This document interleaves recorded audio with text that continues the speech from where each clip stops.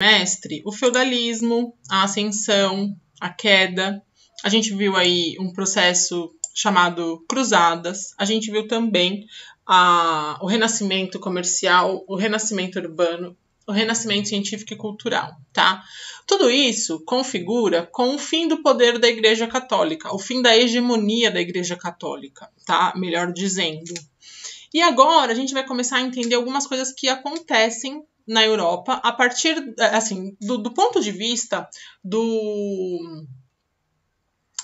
da estruturação desse conflito religioso que vai nascer de outras condições, tá? Então, começar a entender a Igreja Católica como uma igreja e não como uma instituição política e, a partir daí, fazer alguns questionamentos sobre o comportamento da Igreja Católica, as cobranças feitas pela Igreja Católica, tá?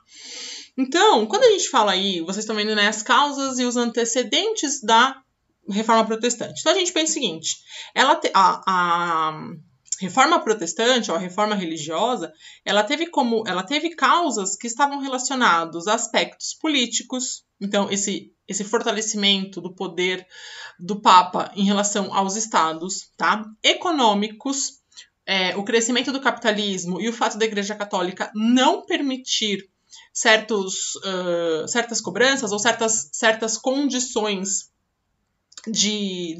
da própria instalação do capitalismo, tá? E teológicos em si, tá? O que significa isso, teológicos? Porque tinham várias coisas dentro da Igreja Católica que não condiziam com uma igreja, sabe? Você pensa, mas a igreja faz isso? Não devia, né? Então, tudo isso vai fortalecer esse processo que vai resultar aí nessa reforma religiosa, tá? Outra coisa, turma, é que a nobreza, elas conseguem ver, a classe, né, nobre, ela consegue ver na reforma religiosa uma possibilidade de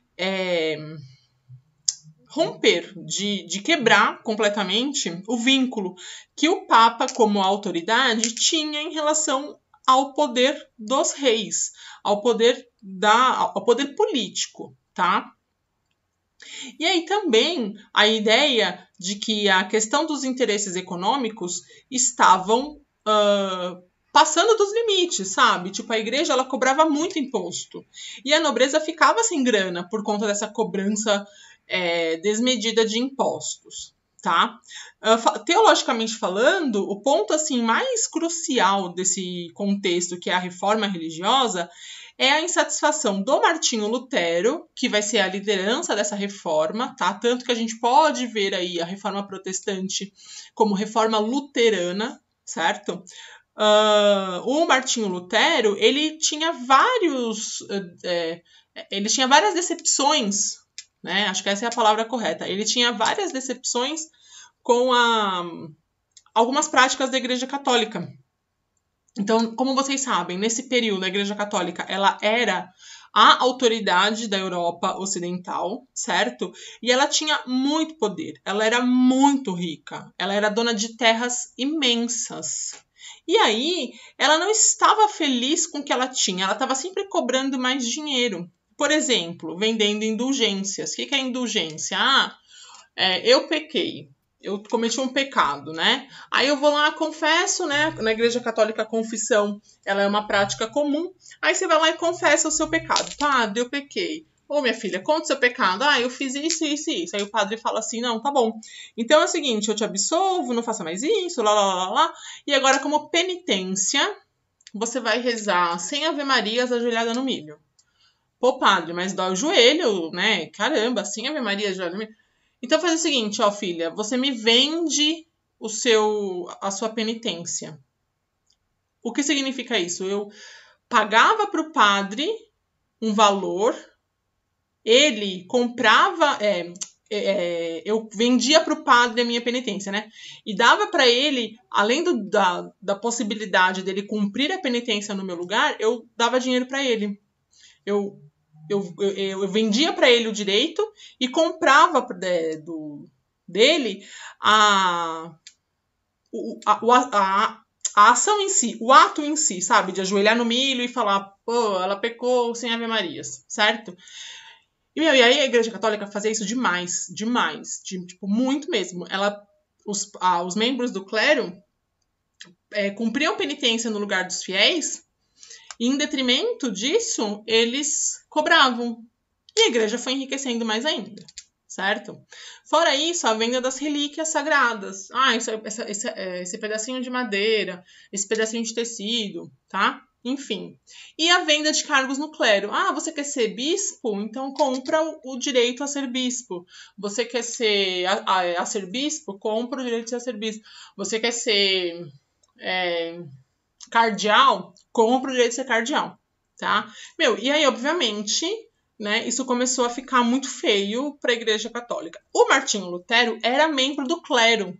Ele fazia parte do clero. Ele via isso, ele ficava tipo, o que está acontecendo, né? E aí, então ele vai começar a escrever algumas coisas contra a igreja, tipo, isso não é certo, e ele começa a fazer lá umas teorias, tá? Bom, antes mesmo do Lutero fazer isso, na Europa, alguns clérigos, né, alguns membros do clero, eles já estavam questionando certas ações da Igreja Católica. Eles vão ficar conhecidos como os valdenses. Essa galera na França começou a questionar esse poder desmedido da Igreja Católica, tá? Logo após isso acontecer, um pouco antes da reforma, né? Então, logo após esse começo de insatisfação lá na Europa, duas pessoas elas vão se destacar nessa questão de questionamento, que a gente vai falar que são os precursores da reforma religiosa. É o John Wycliffe, lá na Inglaterra, e o Jan Hus, olha que coisa doida, né? Onde hoje é a Tchecoslováquia. Tá? O John Wycliffe, ele criticava, por exemplo, o acúmulo do poder político, tipo, o que tem a ver a política com a igreja? Nada, certo? E o Jan Hus, ele criticava especialmente o enriquecimento da igreja e essa venda de indulgências. Muitas das coisas que foram feitas, vendidas pela Igreja Católica, era para a construção de basílicas, revestidas de ouro, sabe aquelas coisas de ouro, tudo que a gente vê e fica desesperado? E fala, nossa, como conseguiu? De onde tirou esse dinheiro? Então, muito desse enriquecimento das igrejas veio por conta dessas indulgências, tá? E, obviamente, isso aqui é muito importante. Deixa eu ver se eu consigo riscar aqui. Isso aqui é muito importante. O fortalecimento da burguesia versus a condenação do lucro pela igreja. O que é isso? A Igreja Católica, ela não permitia lucro. Ela chamava isso de usura. E ela condenava isso como se fosse um pecado. Só que agora a gente está falando de um fortalecimento burguês que é pautado no capitalismo. E aí eu pergunto para você e você vai me responder aí que eu sei. O capitalismo não tem tudo a ver com lucro? A prática do capitalismo não visa o lucro? Como economicamente, então, seria possível uma estrutura se fundamentar se a igreja, que tinha o poder político, o poder econômico, condenava o lucro? A burguesia começou a ficar incomodada e pensar num jeito de tirar de lado a Igreja Católica, pensando que, com a Igreja Católica enfraquecida, ou uma nova concepção religiosa, seria possível manter essa ideia do lucro, essa visão da lucratividade, tá? Bom, aí vem o Martinho Lutero em si, tá? O Martinho Lutero, ele era um monge agostiniano, e aí ele estava completamente insatisfeito com com essas condutas, né? Especialmente as indulgências. Para o Martinho Lutero, as indulgências eram uma coisa assim que pegava demais. E aí ele começa a criar uma tese contra a Igreja Católica, né? 95, né, na verdade, tá? Nessas 95 teses, ele faz toda uma ele faz todo um apontamento sobre o que não é correto, o que deveria ser feito por uma igreja, como uma igreja deveria se portar, e ele sai distribuindo essas 95 teses por toda a Alemanha. Muito, tipo, loucão, né, da ideia. Ele realmente foi assim, faca na caveira, ousadia e alegria. Aí, obviamente, essas ideias do Lutero se espalharam pela Europa rapidinho. Era tudo que a burguesia estava precisando, de alguém que defendesse a todo custo a diminuição do poder da Igreja Católica. E aí, o Martinho Lutero, na verdade, ele não tinha essa intenção, ele não pensou em criar uma nova religião, ele pensou em uma moralização completamente diferente do que criar uma nova religião, tá? Bom, o Martinho Lutero, o Papa na época era o Papa Leão X, e aí o Papa acusa o Lutero de traição, ele é excomungado e condenado à morte. E aí, um dos nobres alemães protege o Lutero, guarda o Lutero no castelo, e o Lutero fica lá um tempão no castelo para não ser pego pelo Papa e ser morto. Certo? Então, o Lutero estava, assim, protegido. E aí, os reis, né, a nobreza, começou a falar, esse cara pode ajudar a gente, hein? Da mesma forma que a gente viu na aula passada os mecenas, né, a burguesia influenciando artistas para falar dela, agora eles têm uma pessoa que está numa concepção religiosa para favorecer essa burguesia. Muito bem. Aí o Martinho Lutero, então, faz as 95 teses, né?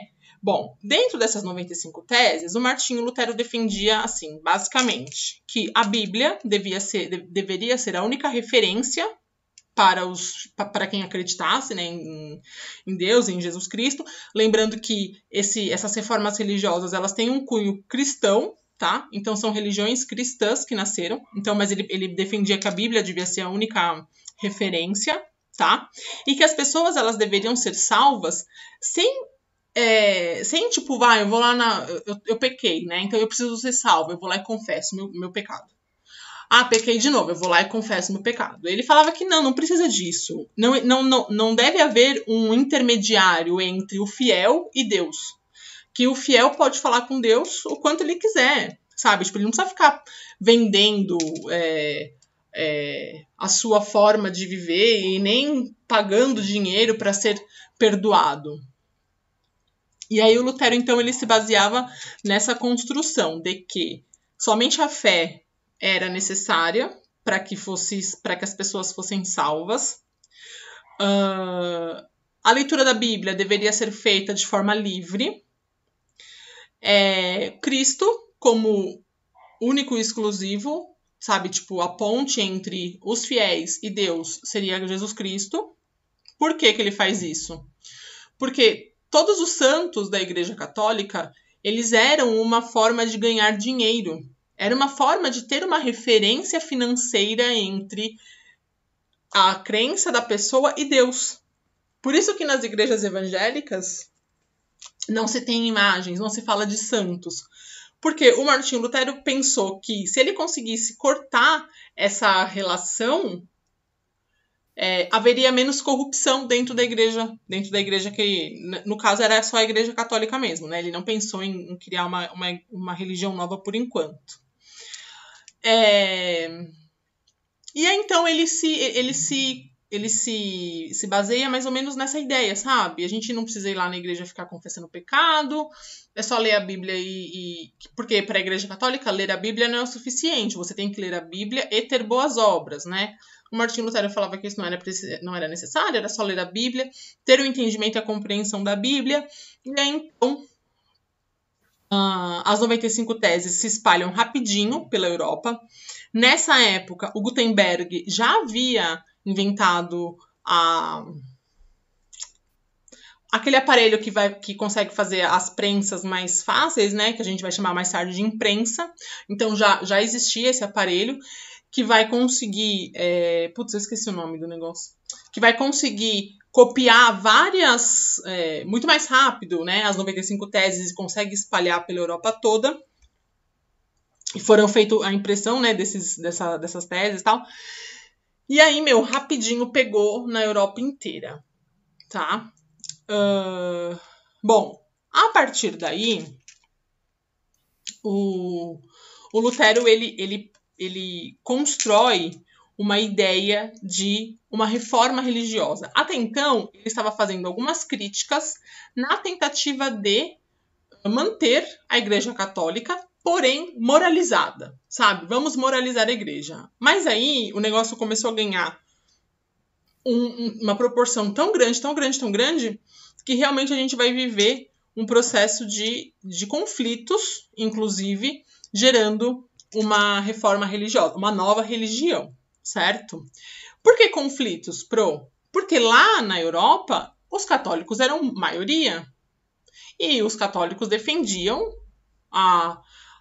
o catolicismo. E o Papa vai obrigar a defesa do catolicismo. E o clero todo vai ter de defender o catolicismo. Então, alguns conflitos vão acontecer, tá? Bom, antes do Lutero, né?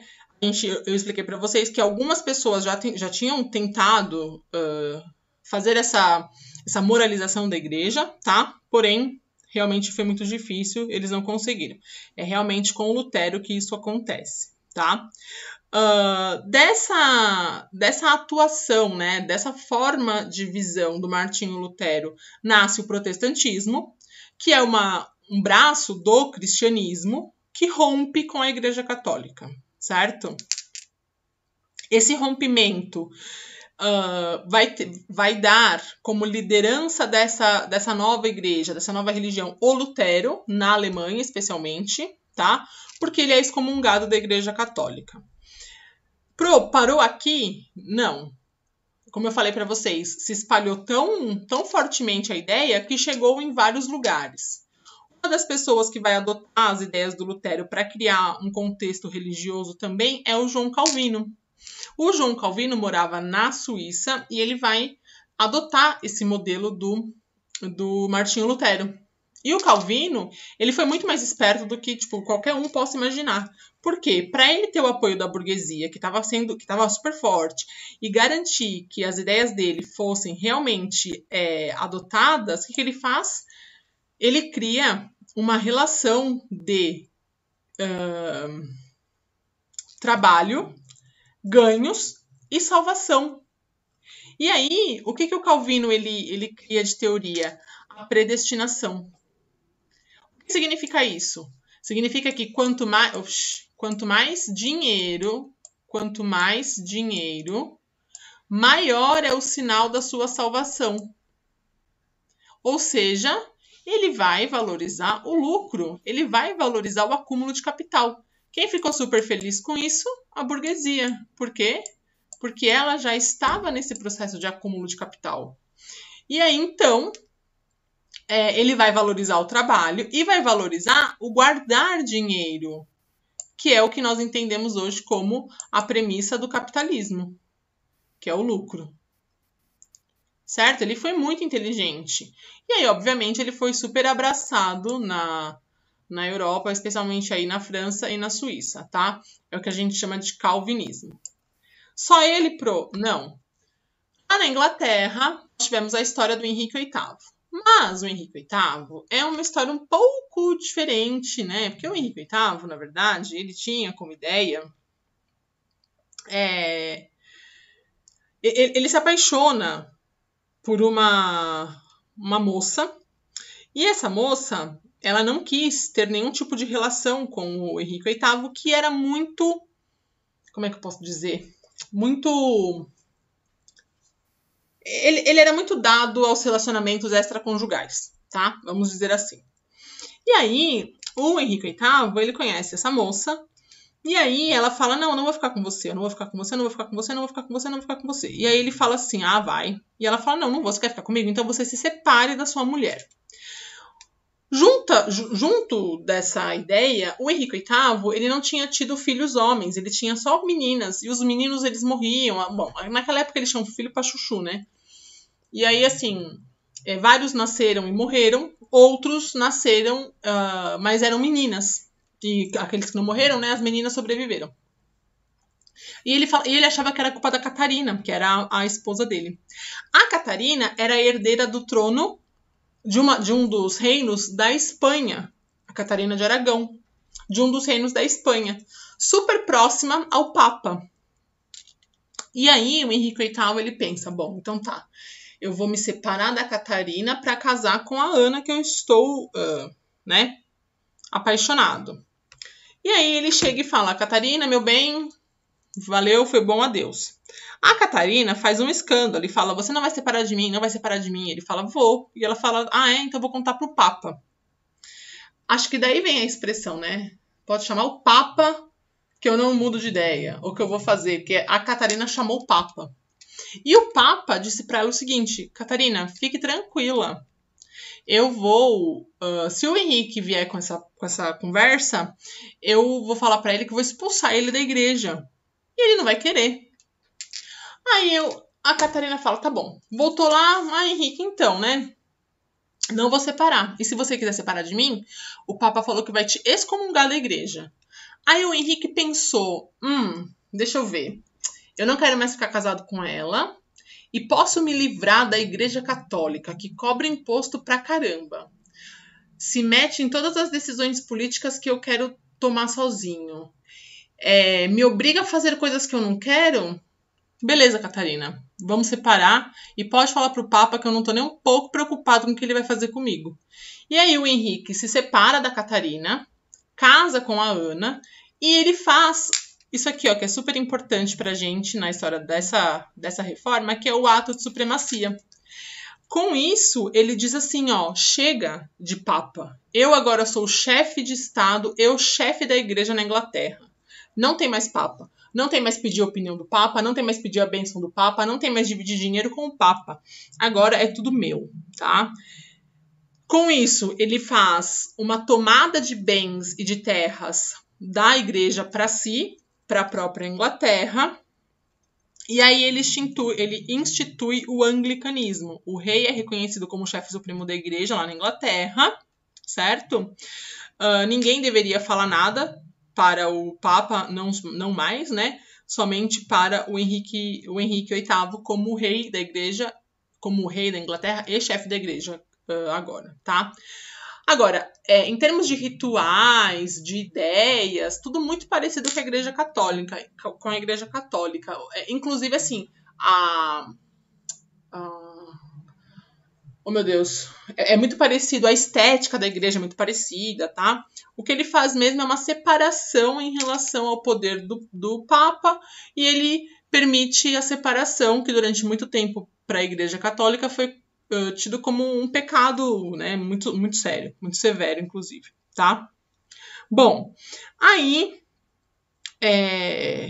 isso vai gerar uma série de problemas para a Inglaterra, porque a Inglaterra tinha muito católico, o Reino Unido como um todo, né, tinha muito católico, então protestantes e católicos vão guerrear por diversas vezes. Por quê?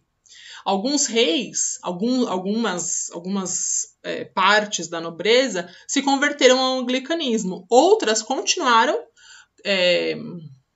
católicos. Então, se o rei era protestante, ele brigava com